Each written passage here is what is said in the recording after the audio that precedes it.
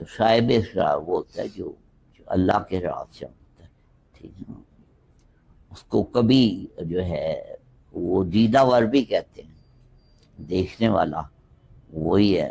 ابھی سین کی بات ہو رہی تھی، صاحب اسرار وہ ہوتا ہے جو دیکھنے والا ہوتا ہے، اس کو دیدہ ور کہتے ہیں۔ ہزاروں سال نرگس اپنی بے نوری پہ روتی، بڑی مشکل سے ہوتا ہے چمن میں دیدہ ور پہ۔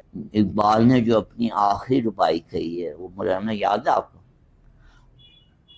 نسیم از حجاز آیت کے نام،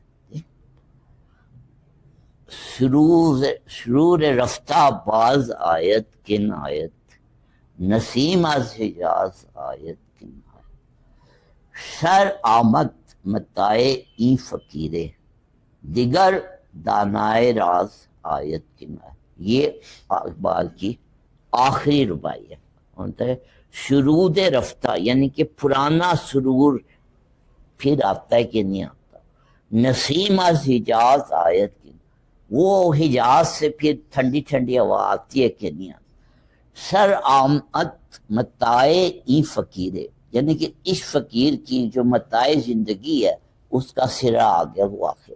دیگر دانائے راز آیت کی، اور کوئی راز جاننے والا آتا ہے کہ نہیں۔ دیدہ ور اور دانائے راز وہ ہوتا ہے جس نے جیتی جاگتی آنکھوں سے سرکار دو عالم صلی اللہ علیہ وسلم کا جلوہ دیکھا ہوتا ہے، ٹھیک ہے، وہ دانائے راز ہوتا ہے۔ اسرار بس یہی ہے، راز بس اتنا صحیح ہے، ٹھیک ہے۔